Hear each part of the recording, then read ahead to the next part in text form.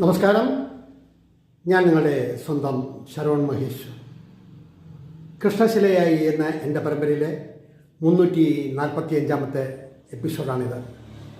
ഇന്ന് ഞാൻ നിങ്ങളോട് പറയുന്നത് പ്രശസ്ത സാക്സോൺ വാദകൻ പത്മശ്രീ കദ്രി ഗോപാൽനാഥിനെ കുറിച്ചിട്ടാണ്. അദ്ദേഹത്തെക്കുറിച്ച് പറയുമ്പോൾ നിരവധി കച്ചേരികൾ അദ്ദേഹത്തിന് ഞാൻ ലൈവായും അല്ലാതെയും കേട്ടിട്ടുണ്ട്.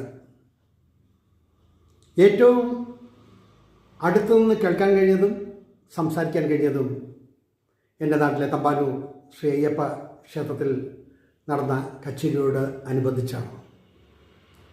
വളരെ കളർഫുള്ളായിട്ടുള്ള ഡ്രസ്സും ധരിച്ച്,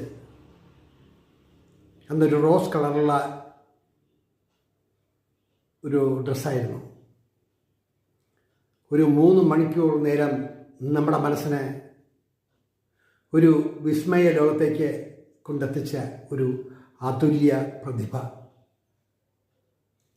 നമ്മൾ അത് കേൾക്കണം, അത് അനുഭവിച്ചറിയണം.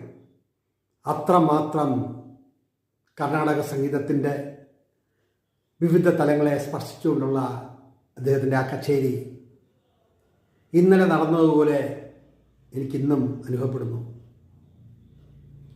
ഒരുപാടൊന്നും സംസാരിക്കാൻ കഴിയില്ലെങ്കിലും ഞാൻ പറഞ്ഞ മലയാളത്തിലുള്ള ചില കാര്യങ്ങളൊക്കെ കുറച്ചൊക്കെ ഉൾക്കൊണ്ടുകൊണ്ട് മലയാളവും ഇംഗ്ലീഷും കൂടെ കലർത്തി എന്നോട് സംസാരിച്ചത് ഇന്നും മനസ്സിൽ നിറഞ്ഞു നിൽക്കുന്നു.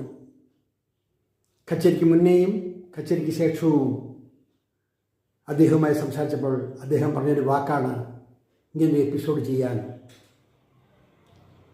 എന്നെ പ്രേരിപ്പിച്ചത് എന്ന് വേണം പറയാൻ.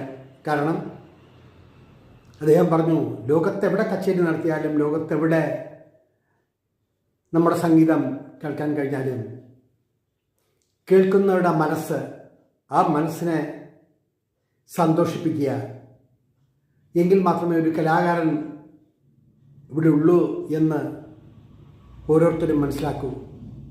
അങ്ങനെയല്ലേ എന്ന് എന്നോട് ചോദിച്ചപ്പോൾ ഞാനൊരു ചിരിയിലൊതുക്കി. എങ്കിലും സാക്സോൺ എന്ന ഈ വലിയ ഒരു ഇൻസ്ട്രുമെൻ്റ് ഇത്രയും നല്ല രീതിയിൽ കൈകാര്യം ചെയ്യുന്ന ഇതുപോലുള്ള സൃഷ്ടാക്കൾ ഉണ്ടോ എന്ന് സംശയമാണ്.